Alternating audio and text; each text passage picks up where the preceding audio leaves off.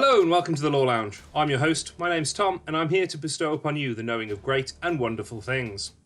Around 2 weeks ago, I spoke to the creator of Apocalypsis, a fan-made adaptation of The Last Church by Graham McNeill, Tyber, Portoghese. Apocalypsis is now on Kickstarter and was fully funded in just 4 days. Yep, 4 days, fully funded.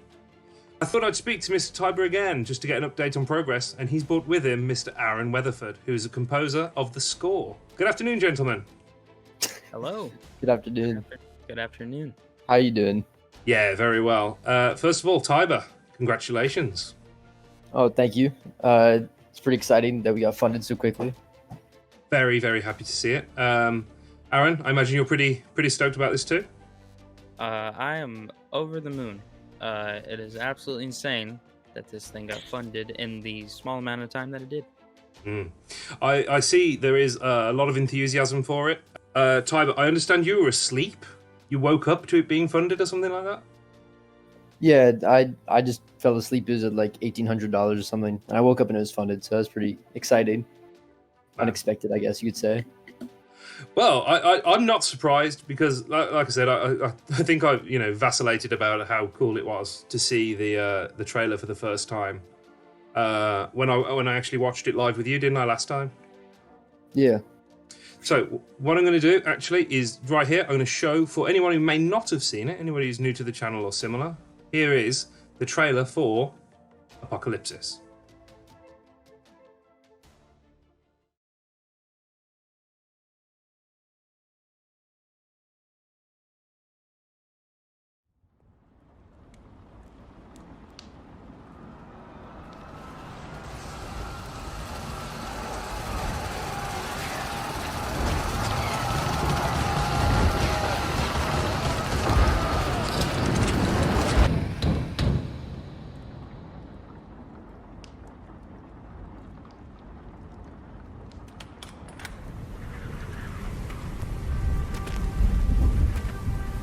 Cold night. I'm an old man. Please.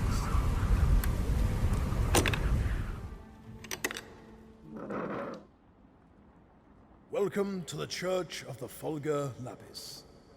Do you wish to join us tonight? I don't recognize you. No, I don't expect you would. Nor would I expect us to be anyone besides you and I. Well, this is a surprise. My midnight sermons are considered quite popular in these parts. You're sure? Quite. What a shame. I had not thought I had aged so poorly as to scare so many away. It is rare to find a man like you with a sense of humor. I have found that most of your kind are dour, leaden-hearted men. My kind? Priests. Then I fear you have only met the wrong kind. Besides, given the times we live in, any servants of the divine would find it extremely difficult to be of good cheer. Very true.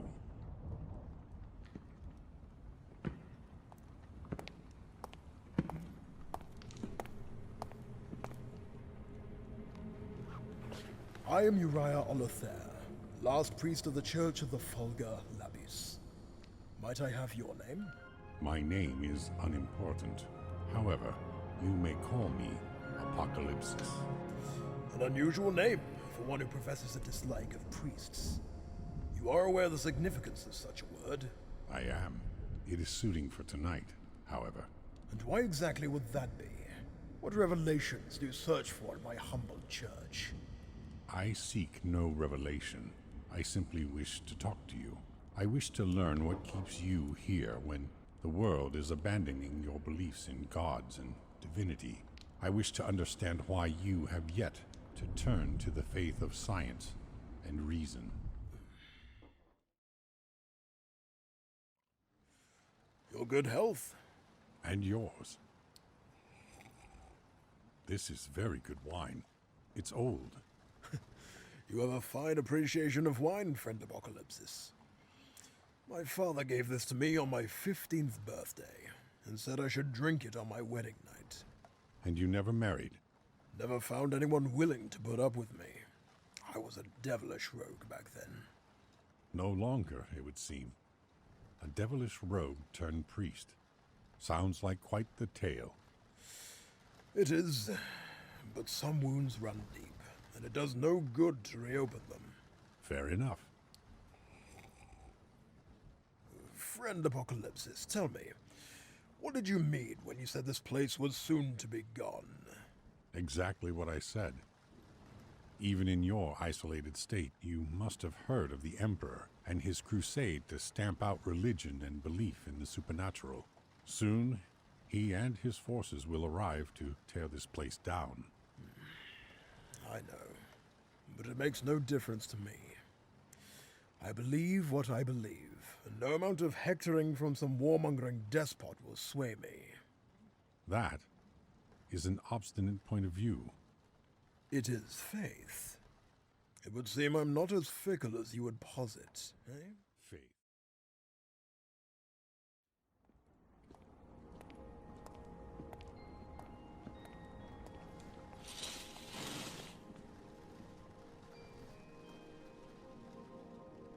The Fulgur Lapis. So this is a holy stone? It is, yes. Why? Why is it the Fulgur Lapis? I mean, why is it holy? Was it deposited on the ground by your god? Was a man martyred here? Or did some young girl receive some sort of revelation while praying at its base? Nothing so bland, rest assured, friend Apocalypsis. Thousands of years ago, a local holy man who was blind was walking in the hills hereabouts when a sudden storm came in over the Western Ocean. He hurried back down to the village below, but it was a long way, and the storm broke before he could reach safety. The holy man took shelter from the storm in the lee of this stone, at the height of the storm in the lee of the heavens. When he thought all was lost, he was lifted up and heard the voice of our Creator. And so he saw the stone wreathed in a blue fire, in which he saw the face of our Creator. Did you not say he was blind? Ah, he was blind no longer. The power of our Creator cured him of his affliction. He immediately ran back to the village and told the people there of the miracle. And then? Say what you will, but come sunrise, you will leave and not return. This is my intention. I have other matters to attend to, but tonight I have to talk with you. My adversarial spirit is not born from any mal-will towards you, Uriah. My malcontent is born from my love for humanity. I would see our species in an age of wonder, without these constant wars and the ignorance that blankets our kind like a plague. I would see us ascend. I would see all of our kind raised to the status of godhood that is worshipped throughout the galaxy. But we are enslaved to the fantastical notions that reside within that book of yours, and all the others like it. That damnable book in your hands is a curse, and I would see you rid of it. You go so far as to mock my holy book too? This damnable book provides a code by which I have lived a peaceful life, in which I have built more than I have destroyed, helped more than hurt. My time before this book was nothing but destroying and hurting. Untold thousands more live similar lives thanks to the guidance provided by our willingness to believe in something greater than ourselves. Tell me, Apocalypsis, when we, as a species, find your vision to be a reality, what will become of us? What will unite us? Peace can only be attained through an aspiration or a common enemy. And when that aspiration disappears and we as a species are gods without rivals, who will we turn on? We will turn on each other, friend Apocalypsis. Your vision will bring only an eternity of war. When gods clash, galaxies burn. So what would you... Love it. Love it. Aaron, I suppose that the score is something that isn't mentioned, especially in an animation. The animation style, the color palette, choices like that are mentioned really frequently. But could you tell me something about your background in music making, score writing, things like that? Yeah, of course. Man, it all started such a long time ago when I was a wee lad. It what got it started for me. I've ever since I was an infant, I've always loved staying inside and watching movies, and my love of music sort of grew as well along the way. And I remember the day I was 4 years old, and my grandma and grandpa took me to the theater, and we went and saw The Incredibles. And I don't remember anything from that day. I just remember going, and I remember seeing the title card pop up, and it spin around, and all that, uh, and being like mind blown. I don't know what I just watched, but I want more. Mm. And I remember loving the movie and all that, and that's where the idea of music in movies got started for me, really. Mm. From there, it went from playing with toys and like humming music along with it, to finding different soundtracks via different places, different movies, to finding out who John Williams is, Michael Giacchino, forming my sort of list of favorite composers. To Mm. I believe I was about 9 or 10 when I started actually composing things in my head at the very least. Um, and so I just went from doing that to smashing my hands on the keyboard, and now I'm here at 18 years old, and I love what I do, and it's absolutely fantastic to be able to do stuff like this. You know, Yeah, absolutely. It's all, well, as I said, it's great stuff. So, you and Tyber found each other online. yes, we did. I can't remember exactly how, but it was online, and we did end up on Discord. And he came to me and he was like, hey, do you want to, do the music for this animation thing? And to get on board at first, because it was territory, it was a genre that I'd never really delved into before, Mm. and it was just something I wasn't really sure of that I could do. But the more I went into it, the more interested I became, and the more I fell into the story and such. Yeah, and then by then, I was writing themes, and just my mind was whirling. Yeah, absolutely. So, it was kind of an organic process for you. It all came fairly easily. Yeah, it usually, when it depends on what the project is. Once the person comes to me, how quick I end up being on board. Mm. It usually depends on, like, if someone comes to me and they're like, hey, we have this like Marvel thing we want to do. It's like a Marvel motion comic. Do you want? Yes, I do. Yep.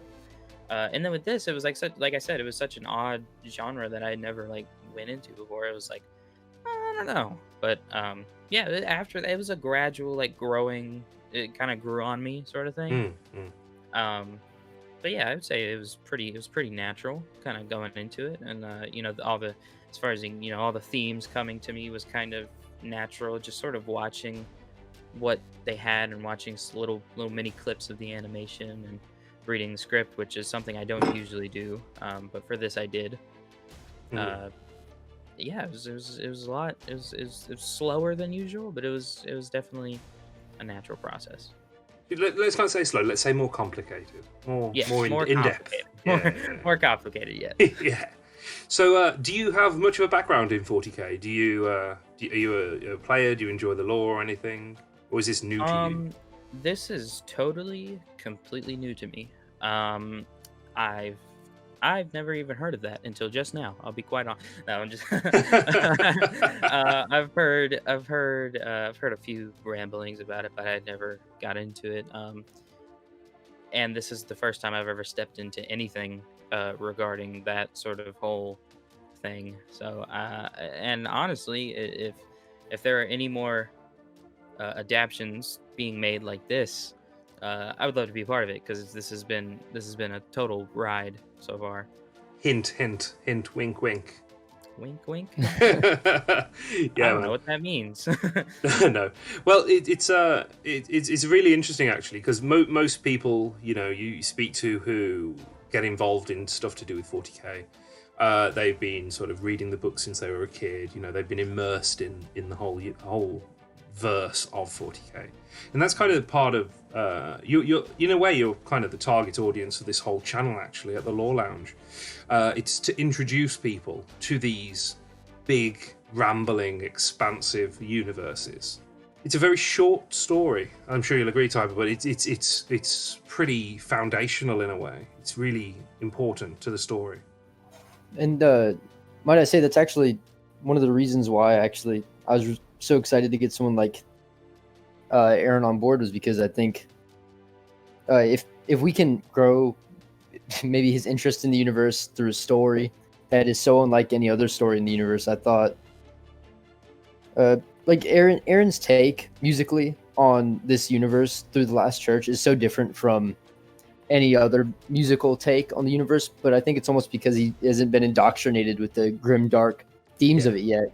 And this story itself is so different from everything else in the universe that I think his music is good, and it really helps to set it apart. Yeah, it really does. So something that a couple of people I've spoke to about it note that that they're glad that this Apocalypsis doesn't exactly feel 40k. It doesn't feel the Grimdark because, well, it's 29k. It's not actually the full Grimdark yet, is it? Yeah, it takes place during the Unification Wars, and I think that's when I guess the Grimdark began, because humanity was under the Emperor, right? It's supposed to be doing not too bad, and I think much as a character evolves, if you can explore through a series of films how the universe itself evolves, you make that ending Grimdark so much darker through the contrast of the beginning. You don't just get to start ultra depressing, I guess, and because when that's the norm, it just, the dramatic impact isn't quite as severe. The whole Last Church story is it's a thinking piece, isn't it? It's the most common sort of descriptions of the Emperor of mankind. It's easy to see that guy described as a hero, as a unifier, and it's the Unification Wars are, the Emperor conquered terror, unified everyone, but you say unify and it sounds like this happy thing, brought everyone together and just made them, play together. But that is not what happened, and this is the Last Church puts a really interesting angle on that unification, doesn't it? Yeah, it's as anything is within the 40k universe. It's all about ambiguity, the faith versus science theme throughout the, chaos versus the Imperium. It's just all about duality, and it's fun to explore that and how it changes. Absolutely. I was wondering if you guys have time for a quick question. Yeah. Sure. So on the YouTube channel, we've got a couple of questions actually that were pitched for your gentleman, Tony, the animator. So we're going to actually send those over directly to him. But for you guys, an interesting one, probably more Tyber really. The user Undefined on YouTube in the comments asked, I've always envisaged the clock as a box that would be stationary on a shelf. I never envisaged the clock as a pocket watch. Is that a change that you made? Or was the clock always supposed to be a pocket watch and I just never noticed? Yeah, in the original work, it was a grandfather clock, I believe, and I changed it to a stopwatch because I thought the Doomsday Clock was pretty important to the structure of the story overall, because if you go into the story without the Doomsday Clock and you don't know about the rest of the 40k universe, there's not really that sense of dread at the end of the story.